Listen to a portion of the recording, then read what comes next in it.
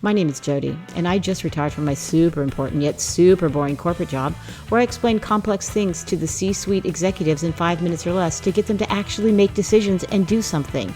I will now take these corporate superpowers and do deep dives into current events and help to answer the obvious questions. And this is my podcast.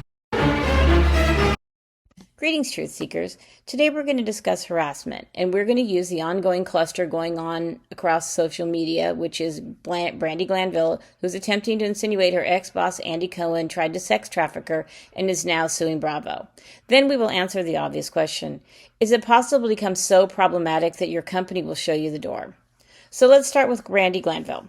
She was on The Real Housewives of Beverly Hills and various other reality shows. Brandi has always been the stir, as well as been open and honest about her sexuality, and she's come out as bisexual. She's also not afraid to show her sexuality on TV, including making out with a myriad of men and women, and was usually drunk as a skunk, and a pretty sloppy drunk at that.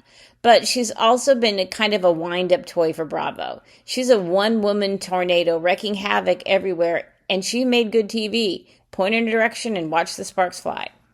Sure, there have been a couple of cringe moments, like when she outed a co-star that used a surrogate, and then said co-star actually sued Bravo to keep it off air, which also got said co-star let go. Or when she playfully slapped another coworker, or when she came on as a friend on Real Housewives of Beverly Hills and said she had an affair with a married member of the cast who said it didn't happen, or on Real Housewives Ultimate Girls Trip that was in the Berkshires. I have no idea which state that is. Sorry, it's all those little states up there in the north. Where she ripped their butler's shirt and the guy said it made him uncomfortable. But heck, that's just Brandi being Brandi. Brandi is like that puppy. Remember, I show dogs. So for anyone, dog comes to me when they have pet issues, that the owner's allowed to do these cute, aka destructive things, then call me 6 months later and complain their dog is out of control. Well, no shit, Sherlock. How did you expect them to get out of control when they were never in control? Basically, what do you expect? And guess what? Any puppy that came from me is not like that. Why? Because I require puppy and owner to go to puppy class, so we can train the owners. Okay, getting off the dog stuff. Oh, but before I forget, if you do hear some panting, that would be my dog, Deuce Bigelow, Dog Gigolo, this short-nosed little freak who's 10 years old, who jumped out of a second-story window and had no issues. That was many years ago. But a couple of days ago, decided to take a big poop and was so proud of himself, he was kicking out, and he tore his meniscus. So he's sitting here next to me. So if you do hear anything, it's not me, it's Deuce. Anyway, back to our story. But after a stint on Traitors, the best reality show on TV, in my opinion, her star was rising yet again. Okay, so now, for those that don't really know who Brandi is, she really truly is like that untrained golden retriever that I've been describing up above, that bounces all around, and things were all good until she bounced into Carolyn Manzo. Carolyn Manzo used to be on Real Housewives of New Jersey and is, well, Italian and from Jersey. And let me just give you this. Her husband's father, Albert Tiny Manzo, was found dead in the trunk of his Lincoln Continental with 4 bullet wounds to his chest. It was never figured out who did it. So you do the dot connecting yourself. Anyway, so back to the story. How bad was the incident with Carolyn and Brandi? Well, the entire season of The Real Housewives Ultimate Girls Trip Season 4 in Morocco has been filmed and ready to go for about 2 years now, and it will never see the light of day.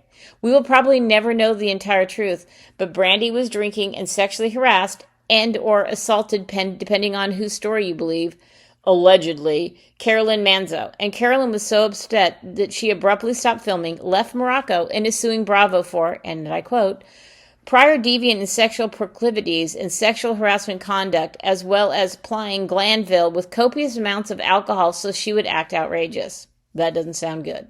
So how is Bravo taking this? Well, they went quiet. As quiet as Glanville's career is. Like Alex Murdaugh has a better shot of getting clients than Glanville of getting a job on TV. Again, using my dog analogy, you know what happens when all of a sudden you attempt to correct a dog that has never had any boundaries? Well, it usually goes bad. And luckily for dog owners, the dogs can't type on Twitter. But Brandi's attorneys wish they had the same issue because she won't stop talking on Twitter, and she's making it worse and worse. So here's a clip. I usually don't play them, but check this out. She got this a few years ago, and here it is. Brandi, We have something to tell you. We're tonight, and we're going to talk about you the whole time. So it's like a threesome. So it's kind of like a threesome. We're a throuple. Actually, if you're around in like 90 minutes or 2 hours, do you want to watch us on FaceTime? Can you get here? Would you be cool with that? Yeah, FaceTime. Yeah, okay. Wi-Fi. Now, Andy has imbibed in something, what I do not know, and it seems Kate Chastain is feeling no pain either. And there is an obvious joke going on here, as Andy is very, very gay. And at the time, Brandi made a joke about it, but not now. Now she's posting how Andy has made multiple attempts to get her to hook up with other Bravo celebrities as some kind of sex trafficking deal. Now, at the time, it was a joke, but right now, Brandi is like a coyote with her legs stuck in a trap, and she's going to do whatever it is to get out, aka she needs money. She is all over Twitter talking smack, talking about everyone that she can, and basically using the spaghetti theory and seeing what sticks. The problem is it's just making her look worse, and it makes her look unhinged, which is at this point what she is because she has no income streams. Her podcast, I think, is dead. Her reality career is dead.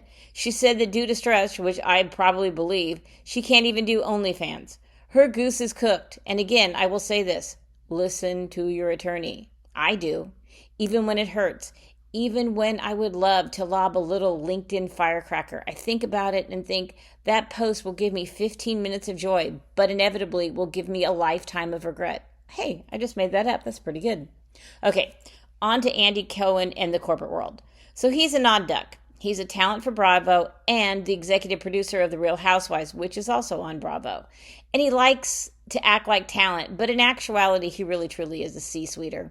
And frankly, in truth, he's not much better than Brandi. He's on CNN with his BFF, Anderson Cooper, drinking on television, and everyone thinks it's cute. So let's take this actually to the boardroom. I've seen a lot of this in the C-suite executives. The higher up you go, the more ability you have to have bad behavior. I worked for one executive who forced us to move our reporting dashboard from one business intelligence tool to another in a week. And then he decided he wouldn't click a button, so we had to print it into a PDF, all 20 to 30 pages. And then he decided he was too busy to read it, so my team was tasked to not only create it, but to read it to him. We used to call it story time. And then we also had to be the subject matter experts on all of the vast array of information. And how pleasant was this gentleman? Well, a good meeting was considered when no one left the meeting crying. I kid you not. Sometimes he would eat trail mix and chomp in our ears. Sometimes he would stand up and walk away while someone was actually briefing him with no apology. One time he picked up the phone and was talking to his lawn service and called us a bunch of effing idiots. How awful was his behavior? Oh, well, one time he hired this woman and he berated her so bad that gossip says she got a 7-figure settlement after she walked off the job within 60 days. Did this man get fired? Oh, no. They hired a leadership coach to sit in meetings with him to try and keep him out of litigation. But he finished his career at 65 and took his golden parachute and sailed away. And it wasn't like people didn't know how brutal he was. He actually liked me because he used to watch the Westminster Dog Show, and 1 year before it started, he asked me who I thought would win, and I told him who my pick was, who actually won. So he was really happy because he got to tell all of his friends, and so they thought he was like some kind of savant. So I was rarely screamed at. And after he retired, he and I talked many times. He was a lovely person until it was work-related, and then he wasn't. Andy reminds me of this guy. He brings just enough to the table that they keep him around. They probably talk to him sometimes about his behavior, but at this point he's safe. But Brandi, well, she's an individual contributor. And keep this in mind, folks, because this is true in the corporate world. Frankly, yes, she made them a lot of money, but you know what? At the end of the day, her value is not as much as her liability, and so they'll let her disappear.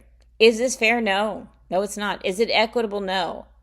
But fair is for hot dogs and funnel cakes, and not for corporations. So my answer to the obvious question is, if you're a bigwig, the rules are different, and they value you, you can pretty much do anything you want. But if you're not at the top of the heap, well, they'll let you go like a piece of trash and not look back. And that is the truth.